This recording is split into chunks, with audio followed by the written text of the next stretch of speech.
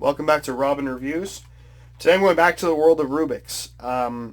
Always unspoken items on my birthdays and Christmas lists are Rubiks items I don't have. And so this Christmas, surprising to me, I got two that I didn't have. And so I'm going to show them in order of difficulty. And so the first one is normal difficulty. And I'm going to show this the cool way. So I'm going to put my phone on my cake display there.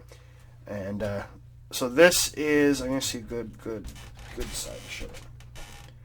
This is called the Rubiks Crystal. And so the Rubiks Crystal, as you can see, that's green there, I know it's a little hard to pick up on the camera, is a see-through Rubik's Cube. That is what it is. It is not terribly difficult if you know what to do with a Rubik's Cube. I did a walkthrough in one of my earlier videos if you want to check it out. It moves really well. It looks really cool.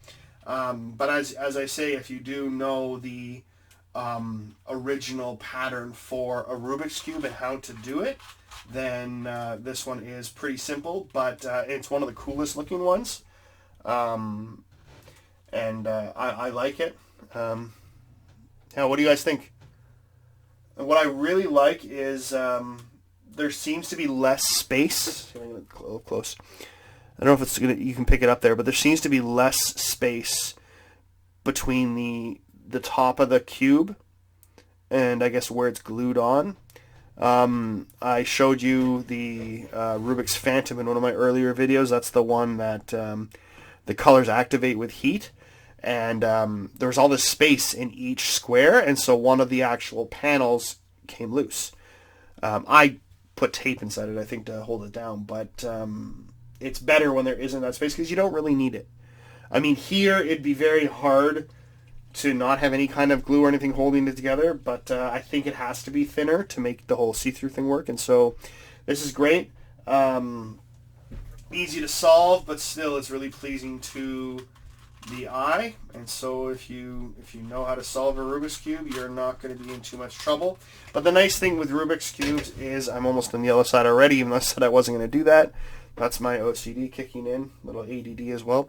Yeah, if you know the thing. But again, for anyone out there who might be watching this, if you're into Rubik's Cubes or you want to get into them, there are solving guides. And what I love about the solving guides that Rubik's does, you can find them if you Google them, is it doesn't just tell you what the algorithms are. It'll tell you, okay, it'll show you an example and said if you have, these six and the middle one are right, because you can see this one isn't correct.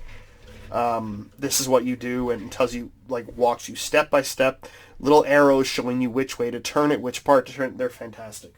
Now, this other one I got, I love it. I'll tell you one. This is called the Rubiks Void. And it is called the Void because there is no center.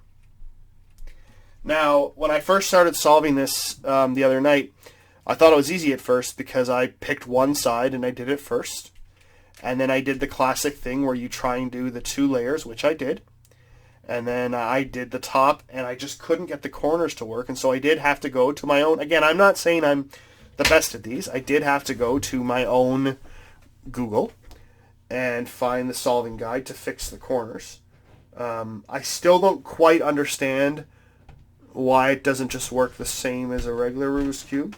I'm not putting my whole brain towards figuring that out right now. But I did have to, because they're called parodies.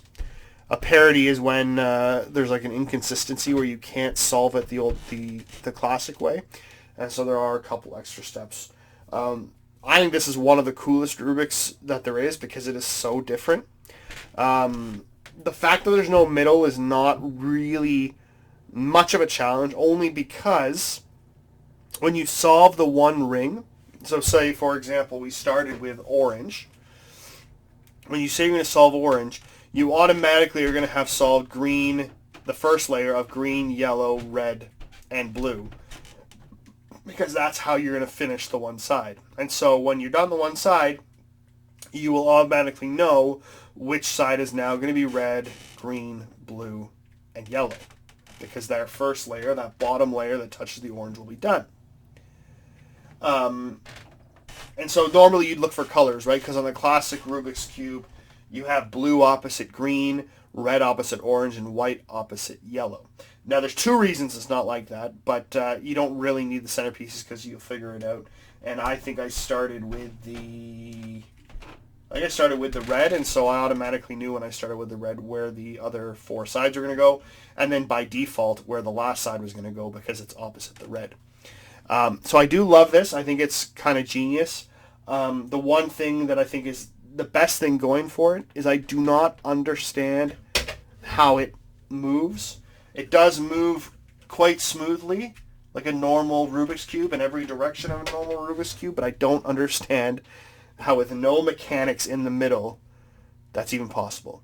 So if you're watching this and you watch some of my videos, and you see if you can guess this, does anyone in the comments, and I know because I think it tells you at what point in the video you commented, can anyone guess what my biggest pet peeve about this is? It's simply that the colors are different. I don't understand necessarily. I know it's, it could be boring if they're always the same colors. But I got a little frustrated because I went to do one and I was on the orange side and I flipped it over and I was in a bit of a dimly lit room, and so I flipped the orange over and it was pink. I thought it was red. And so I kept going, but on this one, red is opposite yellow and pink is opposite orange. And so I don't know why they wouldn't just keep white, or at least if you're going to do this, I would have kept orange and red opposite, and white and yellow, or pink and yellow, like maybe to separate the orange and the red color-wise, but then they're still beside each other no matter what. And so I don't really understand why they did that. Other than that, it's fantastic. I highly suggest it. I still do need to read the algorithms a few times to get over that last parity, but I'd highly suggest this for anyone who likes Rubik's. And thanks for watching another Rubik's video. Maybe in the future, in a week or two, when I get a little more familiar with the algorithms to get out of this one, I will do a video about it. But yeah, there's lots of videos out there for even this one, for any of the Rubik's Cubes, so I highly suggest you check them out.